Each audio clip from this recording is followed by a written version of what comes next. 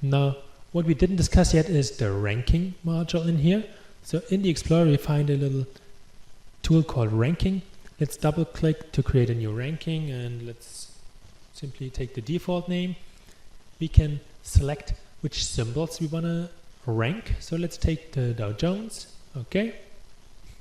We can select a list template. So we just defined a list template called by volume. So it will rank now the symbols by their volume. And we can say, okay, we want to have the top 10 of this list in our ranking. Now we can have something like sub-element ranking.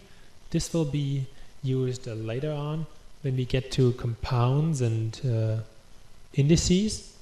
So this is quite an advanced function. It will load the components of an index you defined and apply a different template to them. So you can apply a second template.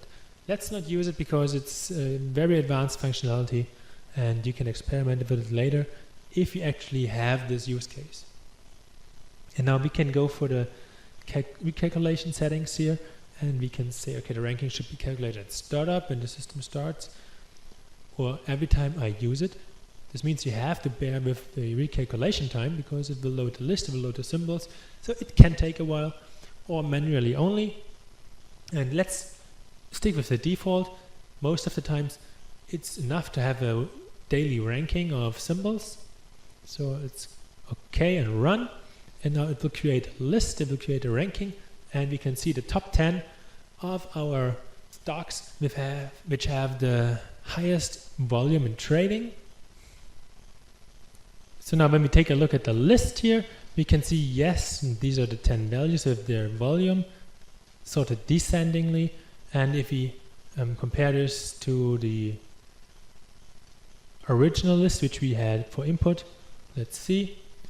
Okay, and this is the same order as we have here. So yes, and these are the top 10, and this works. So what we have now is a little ranking. If we extract those values which are sorted in the list, and you can have multi-column sorting, things like that, and quickly rank your symbols.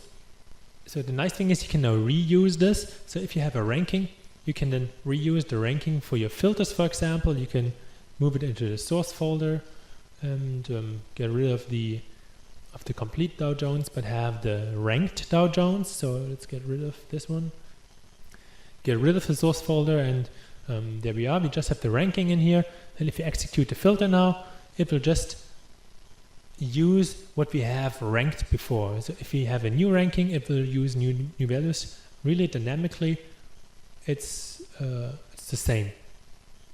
So you can build up chains of filters, of rankings, of again filters, and you can have a really thorough selection of symbols this way.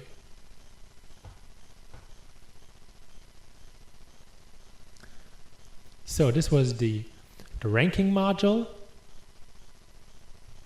and of course you can also drag it into your chart, so you can analyze the top 10 of the values very quickly in your chart.